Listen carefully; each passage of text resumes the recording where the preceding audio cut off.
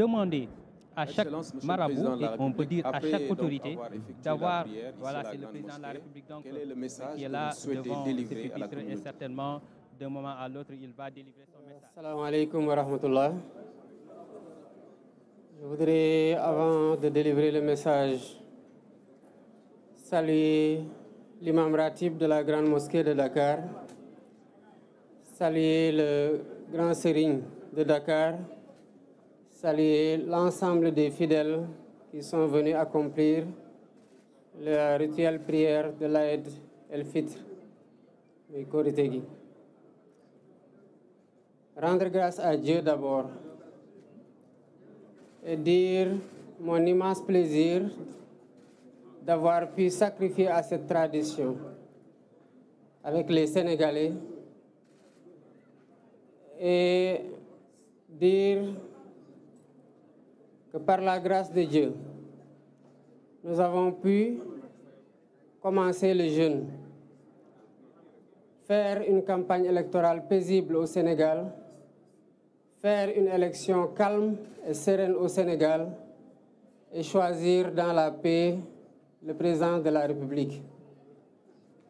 Ce qui nous a valu le respect et l'admiration du monde entier.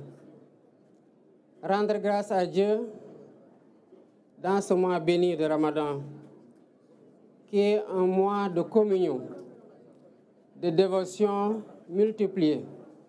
mais surtout de dévotion acceptée et bénie.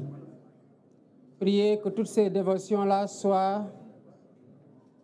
la garantie d'un Sénégal de paix, d'un Sénégal d'unité, d'un Sénégal de cohésion sociale. Dire le pardon que j'accorde à tout le monde et demander de chacun et de chacune le pardon. Et demander à Dieu, subhanahu wa ta'ala, de nous pardonner tous et d'accepter notre jeûne et nos dévotions durant ce mois béni. Le Ramadan est un mois de convivialité et de solidarité. L'imam Ratib l'a rappelé dans son sermon, l'importance de la solidarité, l'importance de la générosité entre concitoyens et l'importance de la consolidation de notre précieux vivre ensemble à travers cette solidarité agissante entre musulmans, mais aussi entre musulmans et catholiques, et plus globalement entre musulmans et tous ceux qui ont une autre confession. Nous devons dire que le Sénégal est un pays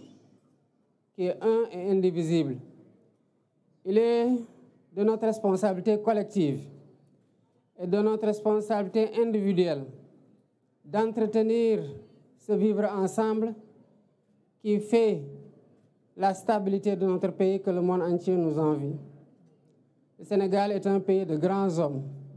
de Dieu, de grands hommes politiques. C'est un héritage sacré et c'est un héritage précieux que nous avons le devoir de perpétuer. Je voudrais, avant de terminer, rendre un hommage appuyé à tous ceux qui nous valent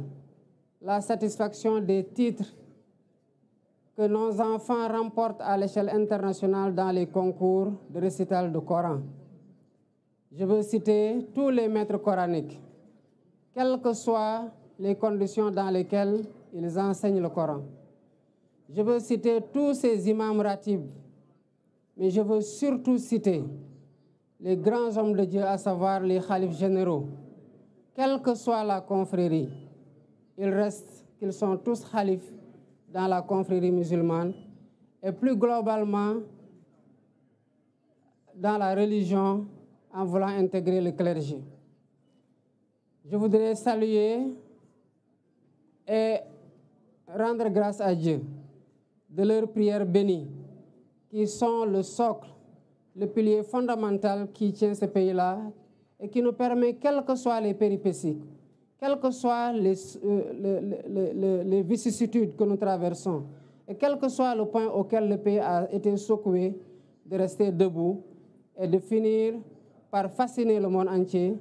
Voilà ce que je voudrais transmettre comme mot, en priant pour eux qu'Allah subhanahu wa ta'ala leur donne une longue vie, une santé de fer et continue à les laisser nous guider, nous soutenir et nous tenir à travers leurs prières bénies. Assalamu alaikum wa rahmatullah. Amna solo gannaaw kon ba nga jullee ci grande mosquée de Dakar ban message nga bëgg yëkkati ci wàll wi. Assalamu alaikum wa rahmatullah. Balaa may joxe message bi rek bëggoon nuyu imam ratib bu grande mosquée bu Dakar di nuyu tamit grand sérigne bu Dakar di nuyu ñëpp ñi nga xamante ne ay góor wala ay jigéen ñëw nañu jullisee fii ci grande mosquée. bu ma nuyoo imam grande mosquée de Dakar rek mel na ni nuyu naa imam yëpp ak fu ñu mënti nekk nuyu naa kilifa diine yëpp ak fu ñu mënti nekk. mel na ni tamit bu ma nuyoo sénégalais ak sénégalaises yi fi ñëw julli si mel na ni nuyu naa sénégalais yëpp jóg tey dem julli ji ak fu ñu mën di jullee ci biir Sénégal ak ci biir àdduna bi. di sant yàlla bu baax a baax a baax gannaaw bum ñu mayee ñu jóge ci xat-xatu élection yoo xam ne xëy na ñun ñëpp ci njëlbeen tiitoon nañu ci waaye ñu dugg ko ci weeru koor génn ko ci weeru koor tamit. di ci sant yàlla bu baax ci ñum lu mayee ñun ñëpp Sénégal ndax Sénégal moo ko moom ndam li nga xamante ne doonte xëy na am na ñu amoon tiis ak njàqare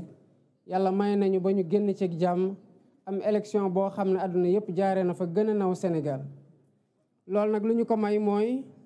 ñaan yi nga xamante ne nit ñu baax ñi fi jiitu ñu ngi ko fiy ñaan guddeeg bëccëg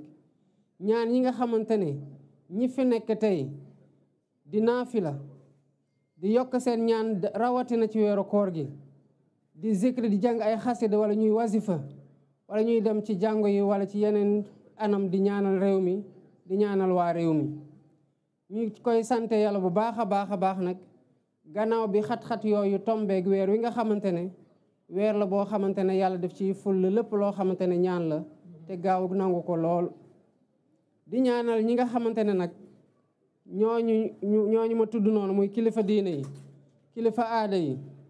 muy sénégalais yeeg sénégalais yëpp ak fépp fuñ di nekk di ñaanal réew mi di jóg guddeeg bëccëg suba ngoon di ko def di leen sant ci ndax ñoom ñooy li téye réew mi ba nu ñuy jaaxle ñaan yooyu rek mooy li nga xamante ne moom la ñuy mën a expliquer luy tax Sénégal du tabbi ci guuta. waaye nag looloo tax tamit Sénégal ay nit ñu màgg ay nit ñu baax yàgg fee dund yàlla wàccee leen fi muy xéewal ci réew mi te ba fu ñu toll nii ñu nekk fi wéy di ñaanal réew mi ba réew mi alhamdulilahi rabil alamin am nañ loo xamante ne àdduna yëpp moo ñu ciy ñee bëggoon ko am te xëy na ñëpp amuñu ko. bëggoon tamit balaa may jóge ci kilifa diine kilifa aada yi ak ñëpp ñi nga xamante ne ñooy def loolu sant bu baax a baax nitu daara yi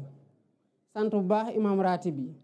ndax su ma tuddee imam ratib bu grande mosquée de Dakar mel na ne tudd naa imam ratib bu mosquée jàkka yëpp ci biir Sénégal ak jumaa yëpp ci biir Sénégal.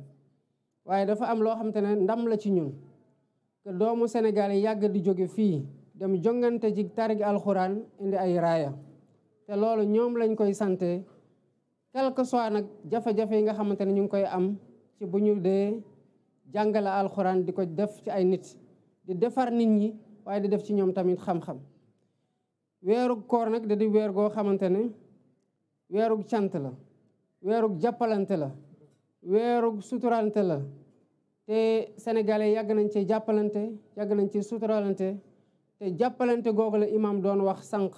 ci xutbaam ne mooy li nga xamante ne moom la diine woote te xëy na sax moo tax diine bokk na li tax diine jóg ndax jàppalante boobu mooy tax ku am jafe-jafe doo ko yëgee ni noo ko war a yëgee ndax xam nga ne am na koo xamante ne mën nga weeru ci moom ba mu sedd ci yow wala mu oyof ci yow. di ñaanal Sénégal di ñaan Sénégalais yi tamit ñu ñaanal Sénégal continuer di ñaanal Sénégal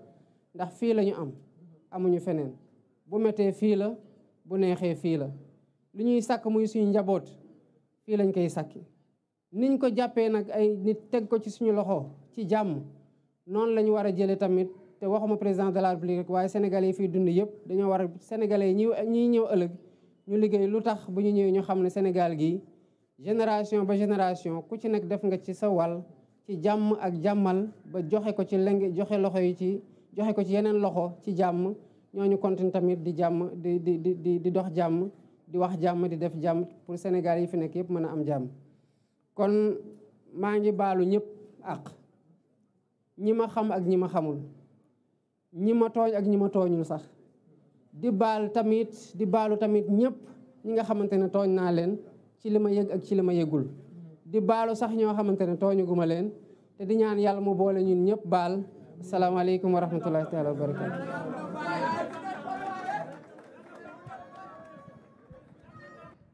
kon loolu doon kàddu yi nga xam ne mi ngi tukkee si njiiti réew mi di président Bassirou Diomaye Diakhar Faye mi ngi nuyoo nag fi mu nekk nii ak grand serigne Ndakaaru ak imam ratib ak kilifa yi nga xam ne itam ñoom ñoo fi teew ñu nekk nag waxtaan woo xam ne nii Ibrahima gannaaw ba mu siyaare ñëpp ndokkeel ñëpp balu àq ñëpp nee na ni mu ko waxee ci mujj gi ci ñi mu tooñ ak ñi mu tooñ ñi mu yëg ak ñi mu yëgul ak ñi mu tooñugul sax loolu nag day mandargaal ak maandu ci suñu borom ak maandu ci jaamam yi ndax suñu borom nag dafa bëgg ko maandu ci jaamam yi ko am yërmande ci jaamam yi te itam te bañ a tooñ sax ndax sëriñ bi dañoo jàngal ne képp ku ñuy tooñ ngay fayu day xamal ne la ma bëgg ci amaguma ko te nee na bu ngeen gisee ma leen di tere ak tooñ mooy man tubaab bi damaa tooñ ma bañ a fayeeku suñ borom fay ma fayul ma ndax ku nekk xam ne sëñ bi moom sëñ bi moom sëñ borom fay na ko fayul ko loolu nag ni ñu ko waxee ci moom nañ ko mën a waxee ci ñeneen kon nag te wolof itam di wax naa moomu teg ci ne kat kuy tooñ du mucc kuy fayu itam du noppalu kon la gën mooy bañ a tooñ bañ a fayu ndax kuy tooñ du mucc mukk tooñ kat du mës a mucc waaye kuy fayu itam tu passes tout ton temps à te venger doo fayeeku doo noppalu mukk kon mel na ni nag président mi ngi noonu di dugg ci otoom di dem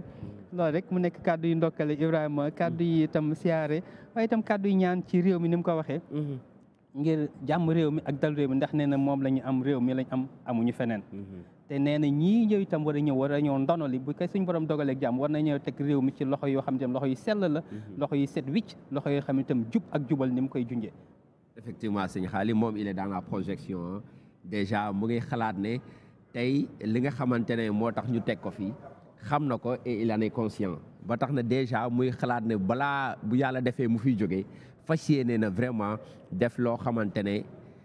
dinañ ko rafetlu ba mu transmettre pouvoir bi ci anam gu rafet comme niñ ko joxee kon nag moom déjà conscient na ci li nga xamante ne mooy force Sénégal mooy solidarité bi conscient ne Sénégal dëkk gëm-gëm la fàttali na li nga xamante ne moo di alxuraanu karim bi nga xamante ne depuis des années des siècles et des siècles ñu ngi koy jàng ci alxuraan mu rafetlu succès bi nga xamante ne doomu sénégalais yi ñu ngi koy am biti réew ci concours internationaux yi nga xamante ne ñu ngi koy organiser donc mu fàttali loolu fàttali solidarité vivre en commun bi nga xamante ne moo war a jëmal Sénégal mais sëñ Xaali dañuy profité ci antenne bi rek am une pensée pieuse à l'endroit des illustres disparus xam ci kanam tuuti rek dinañ dem ci levée du corps ki nga xamante ne moo di l'ancien premier ministre Mahammed Boun Abdallah Dionne yàlla na ko yàlla yërëm mu ngi fi jógee le 5 avril vendredi saint te moom ay fan rek ci ginnaaw élection yi mu ngi woon candidat amoon yéene ngir jiite réew mi te à l'âge de 64 ans la ko borom bi jël un 5 itam suñ borom moo dogaloon nga ànd ak moom ci campagne bi justement ñu ngi la koy masawu ndeysaan moom itam muy koo xam ne ni itam nitu